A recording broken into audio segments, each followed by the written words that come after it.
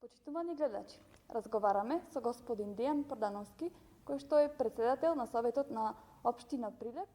Имаме неколку прашања за него.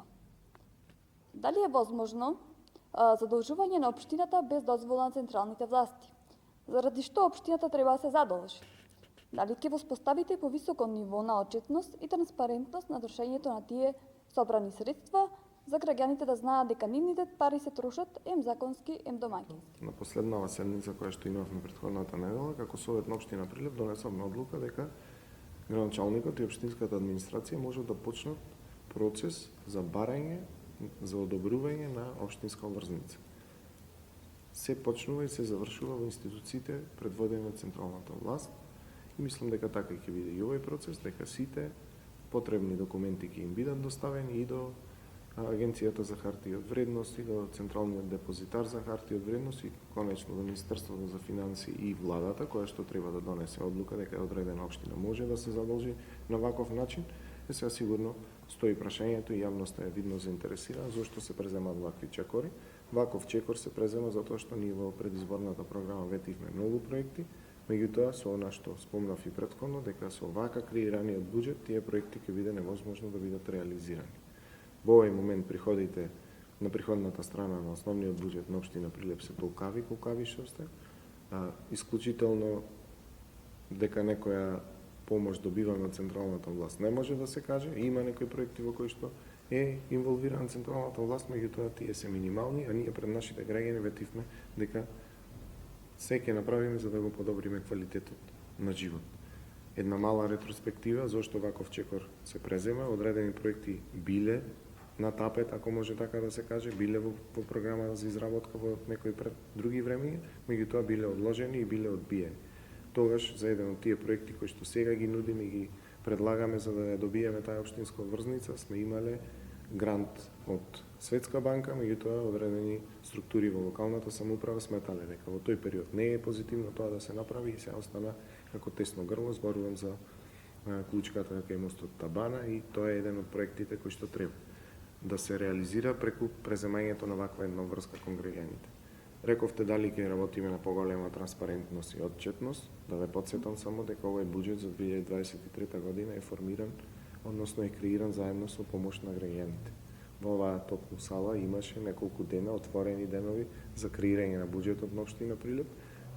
На почетокот на декември, кога беше и фазата за подготвување и креирање на општинскиот буџет и голем број на граѓани учествуваа со своји проекти и дел од нив кои што беа реални и изводливи, беа интегрирани, односно вклучени во буџетот на општина Прилеп.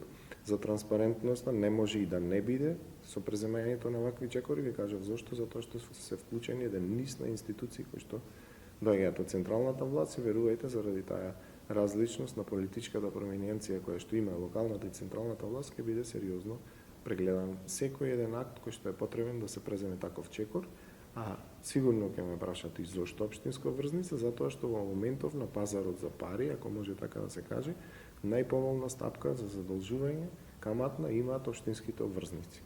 Сите други можности за финансирање дополнително, односно за кредитирање имаат повисоки стапки каматни и затоа се определивме за еден ваков чекор, да ги изработиме проектите, да позаимиме на некој начин пари кои што ќе бидат вратени и сервисирани во наредните 7 години, но и да платиме најмала камата. Тоа не исклучува можноста за овие средства, ако бидат одобрени, се е под знак прашалник, ви кажав колку институции треба да помине оваа работа.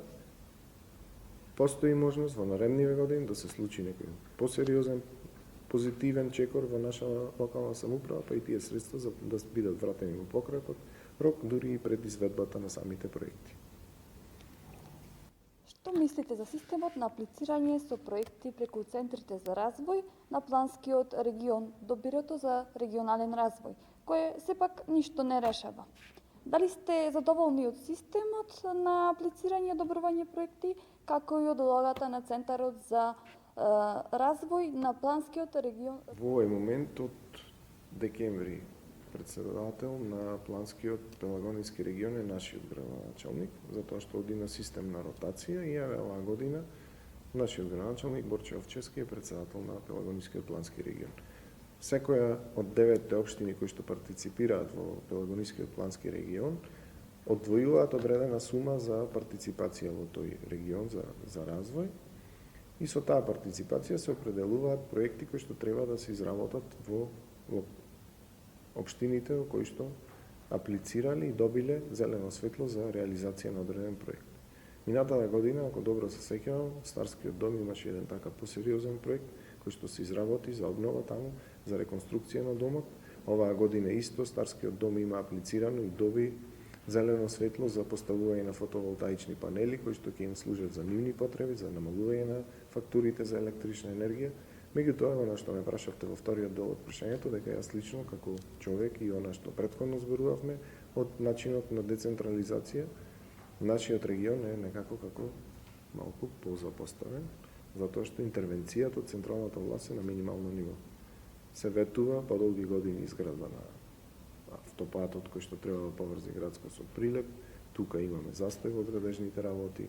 Не знаеме кога ќе се заврши, ако имаше ветување дека многу долго ќе години, дека секоја наредна ќе биде готов и ќе биде пуштен во употреба. Тоа не е досега случајно. Се надевам дека оваа година ќе биде завршен и пуштен во употреба, затоа што Пелагонија стана слепо црево во нашата држава.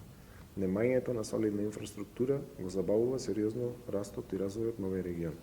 Како Пелагонијски плански регион сметам дека и во минатото, но и сега не е доцна, треба посериозно да се занимаваме со ова прашање, да си ги побараме правата кои што заслужено како граѓани од овој регион ги заслужуваме, ни повеќе ни помалку. Ние сме први по извозот на индустријски култури овде како регион, први по производство на лебно жито и сметам дека нашава држава треба да поголемо внимание да посвети и Бирото за регионален развој да одвои поголема сума за развој на овој регион. Имаме и недопрени еколошки региони кои што треба да дополнително да се развиваат, да се користи нивната инфраструктура, нивната природна убавина која што ни е дадена од Бога и да со тоа да издигнеме и општината, но и регионот на едно повисоко ниво во оваа држава.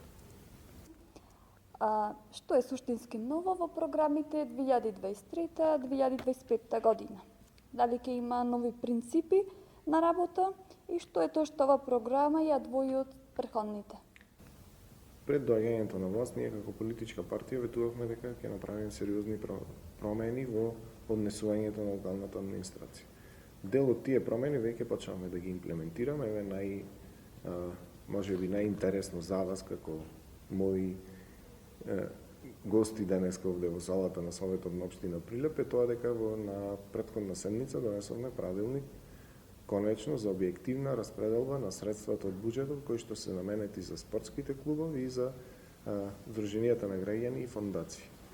Досега распределбата на средствата се вршеше поприлично субјективно по одлука на Комисијата за финансирање и буџет која што е формирана од Советот на општина Прилеп. Сега ја отставивме во рамка, донесовме еден нов правилник кој што се однесува на оваа распределба на средства. Претходно минатата година донесовме правилник за доделување на средства за талентирани ученици и гледаме сите оние средства кои што се одлеваат од локалната самоуправа, се даваат на одредени здруженија, фондации, спортски клубови, талентирани ученици, деца, компании кои што заслужуваат дополнителна помош од локалната самоуправа, сето тоа да биде ставено на хартија, усогласено со позитивните законски прописи и вклопено во еден правилник кој што би се однесувал на дадената проблематика, но и објективно би определувал кој треба и колкави средства да добие од буџетот на општина Прилеп.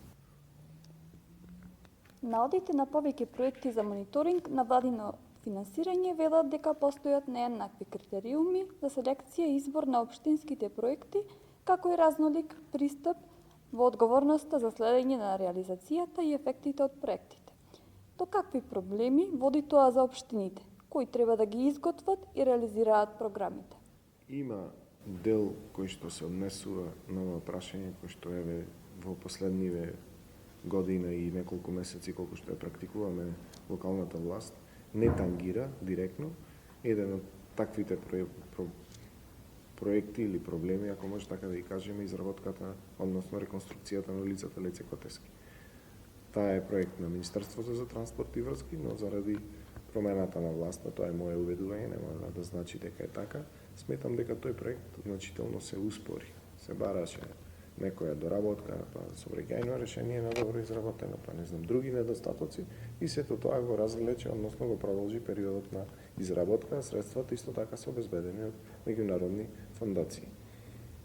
Денеска се скоро голем дел од општинската администрација е во Министерството за транспорт и врски и мислам дека конечно ќе почне да се работи нови проекти и мислам дека треба ваквите работи да прекинат под наидно време и одлуките да се носат по однос на тоа која е нивното општествено значење, а не каква е политичката номенклатура на одредена локална самоуправа или конечно на централната власт. Како општество треба полека да созреваме, иако поминаа број на години, 32 години како сме самостојни, да некои делови од нашето однесување треба сериозно да ги промениме. Ја верувам во вас, во младите луѓе, дека во следниот период, како што созревате и растите, да се вклучите во општествено-политичкиот живот и да ги променувате овие состојби, затоа што на никој не е од интерес ако нештото вака се внесува. Треба да бидеме самосвесни, треба да бидеме и самокритични, меѓутоа да не си ставаме сопки и да не си ја кочиме работата. Интересот на граѓаните треба секогаш да биде на прво место. Се вели дека дигитализацијата треба да ја измени администрацијата.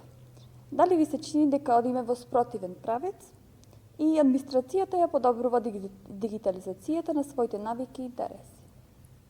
И имам некоја визија, сметам дека администрацијата треба да премине кон користење на тие дигитални алатки многу посериозно. Имаме сериозни чекори од централната власт и од минатото веќе се припремаме кон дигитализирање. Ви спомнав претходно дека и во јавните комунални предпријатија и јавните општински установи преминаа до некоја фаза на таа дигитализација, но како општество сме назад од она што значи европски трендови. Имаме простор за работа и треба да работиме во таа насока. Меѓутоа, не луѓето да ги замениме со сметачки машини. Сепак сметам дека човечкиот фактор и ние како нација, меѓутоа и како менталитет, не можеме да функционираме комплетно дигитално.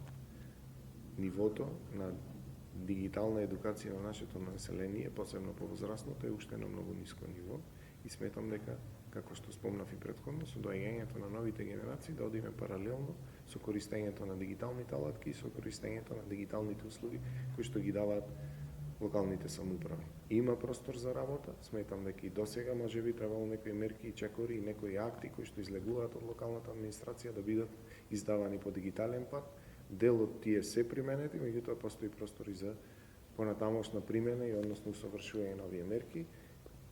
Треба да се потрудиме сите да се имплементира овој систем, затоа што го олеснува секојдневниот живот. Вие, посебно младите, поголем дел од времето го поминувате на телефоните, на паметните уреди и преку тие уреди би требало и треба да се користат и услугите од локалните и од администрација, меѓутоа и од локалните предпријатија. Ви благодарам на гостувањето, ви благодарам на љубезните одговори и се надевам дека понатаму ќе имаме се уште слични интервјуа.